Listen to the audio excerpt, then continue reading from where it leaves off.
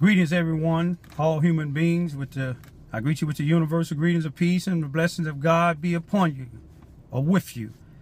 Today is September the 28th, 2015, the time being approximately 1:08 p.m. Central Time, that is, Charleston, Missouri time. I'm a black single father / activist, raising alone a 9 and 10-year-old daughter, and taking care of my home, me and my daughters, my 87-year-old World War II veteran dad.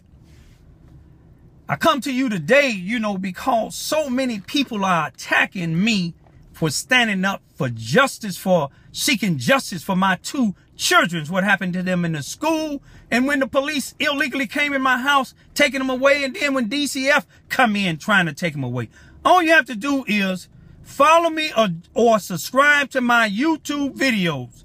The one of them is Raymond, R-A-Y-M-O-N-D, I-V-I-V-Y YouTube channel. The other one is all lowercase, all spelled together, I-V-Y-R-A-Y-L-O-U-I-S YouTube channels. Or join me on Facebook or follow me up under Raymond, R-A-Y-M-O-N-D .Ivy, I-V-Y .5, that's the number 5, at Facebook.com. I come to you today to share knowledge with you. People study saying that Pastor Dean has done more than I have, and all I do is put people in the ground and talk about everybody. They say Sherry Maxwell has done more for me than me on the west side of Charleston, Missouri than I ever done. I'm not trying to compare myself with them. They get funds. They get help. Newspapers show you the funds that they get. The chief of police just gave Pastor Dean and Suzanne Wesley $1,600+ and they getting donation. I do everything that I do for free. First thing, let me show you those that call me an idiot. You can't be an idiot wearing a uniform like that and on the ambulance. I guess some of you might say that I stole the uniform and kidnapped the white woman that's on the side of me, which those of y'all that said I'm president, I wouldn't be working with a white woman. But in the same token, you said I stole the ambulance. Let me stop there. Let me go to the next one. Some of y'all that call me idiots and retards, an idiot and retard can't take a mannequin, holding them properly to teach black and whites, inmates and employees, CPR. Infant CPR at that. I guess you might say that I stole the stethoscope too. Okay. Now, let's go here. Those that know what a KEG is, a Kendrick's extrication device. An idiot can't teach individuals how to mobilize a person or a victim that has been in a car accident, take them out, supporting their spine, and then putting them in a device as this is called the KED, the Kendrick's extrication device. An idiot couldn't draw these bones on a blackboard and teach these individuals about different type of fractures, half fractures, compound fractures, etc. An idiot can't do that. Those of you call me a racist, if I was a racist, you notice I have equal people here. 2 blacks and 2 whites. We know that I'm not prejudiced, and we know I can't be an idiot. But if y'all think that I'm just performing or just took these pictures, let me show you something that's documented proof.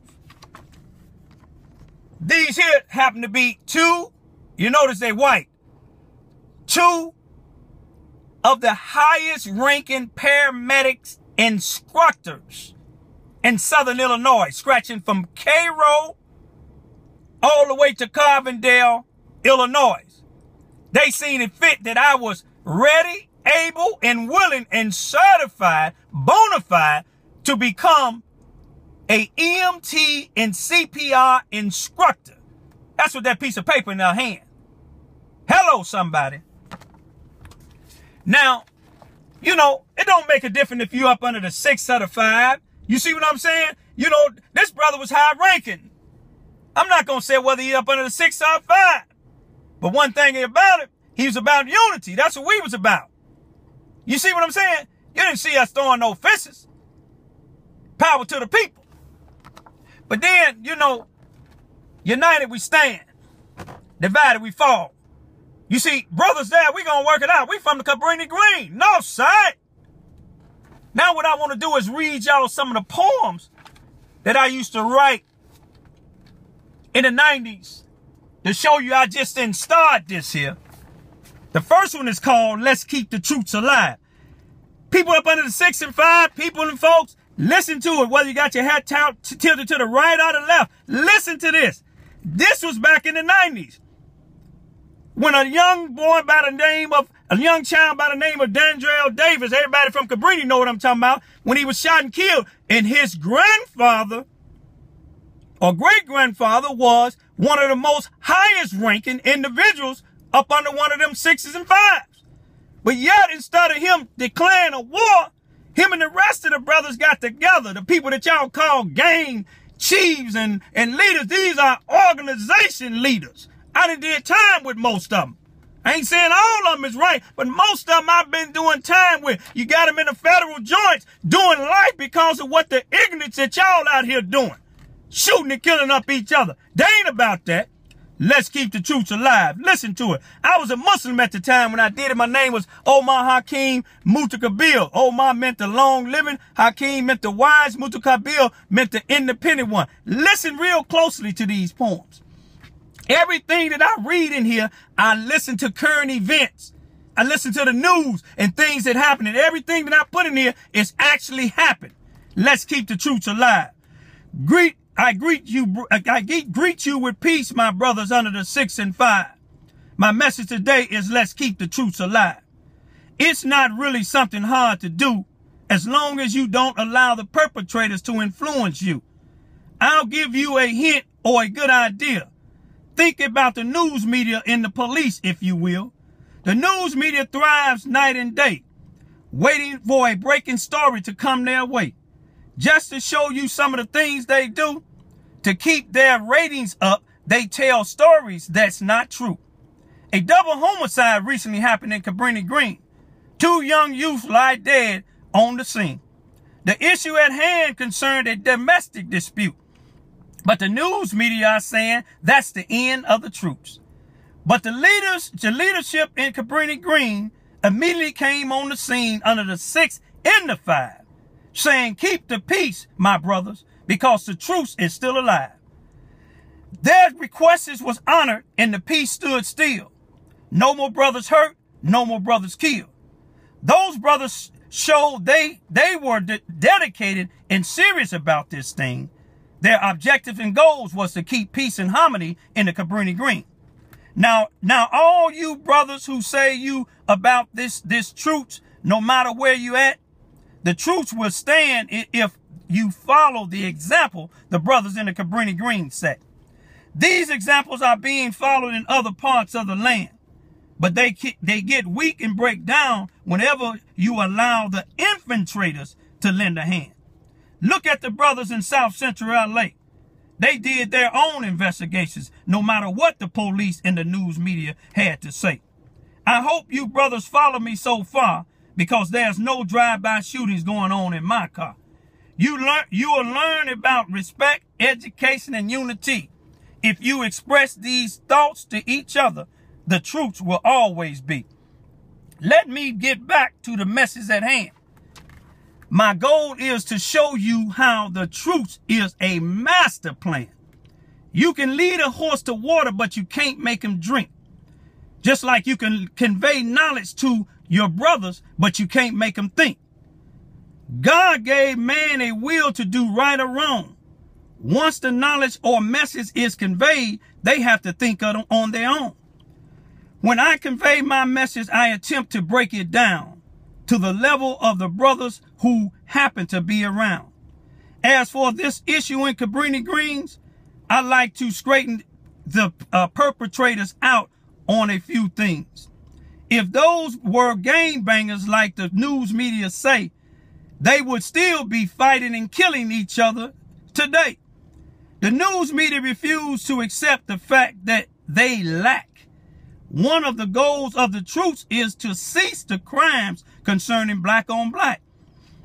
Now that the perpetrators has been straightened out and they know where I stand, I got threw off a little bit, y'all, because the police just rolled back.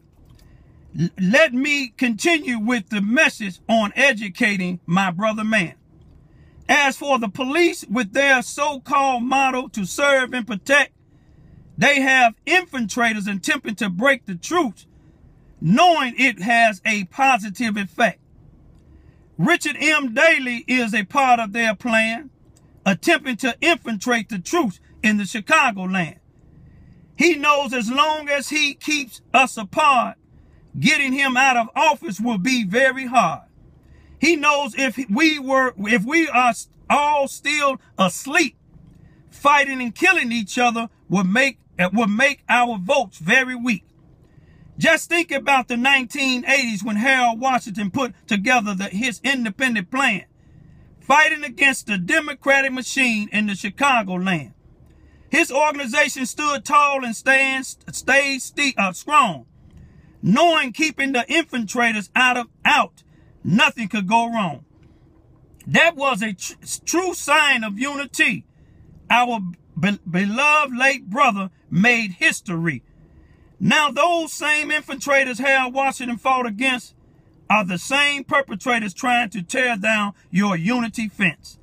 If you listen to good leadership and follow your chain of command, there's no doubt this truth will become a master plan. 3 young brothers recently shot down on 55th and State. The police and the news media on the scene, but the ambulance arrived too late. As the usual crowd began to gather around, the police infiltrators started spreading falsehood within the town. We have to control those actions for our own sake by calling for the ambulance first. Who cares if the police comes late? We know the police and the news media don't care at all. Their mission are to see that the truth wall fall. As long as all the organizations stand tall and stay strong, tearing down the truth wall just isn't going on. I started writing this message July 19, 1993, because a brother named Maniac and his friends had inspired me. After letting them read my latest 2 poems, hearing their responses let me know it was time to carry on. July 19, 1993 is a very special day for me. My brother was born July 19, 1956. If he was alive today, he would have stayed strong for this. He's the main reason I always speak and write about these things. He was shot down in cold blood in Cabrini Green. It happened August 3rd, 1977, one late night. He beat up a guy in a head-up fight. For now, that's all I'll tell you about that situation. Let's get back to that special education. Before I bring this message to an end, let me mention a few things about a brother that's a very close friend. He's working hard to keep this truth alive. For those of you that don't know, he's not educated. He's very educationally inclined. His name is Rainbow. Peace, my brothers. Remember, if you all stay strong, there's no doubt nothing could go wrong. There's no telling when I'll write something again. All I ask, if I'm dead or alive, I'll be accepted as an honorary friend. Later, my brothers, remember under the 6 and the 5, if you keep this truth, you will be saving a lot of people's lives. Peace, love, and unity. I have more poems that I can read, but I'm just letting y'all show I'm not the idiot. I'm not a racist. I'm just trying to have unity among my people. Stop killing each other. The funeral homes, the courts, The probation officer and the lawyers is getting rich. Peace, my brother.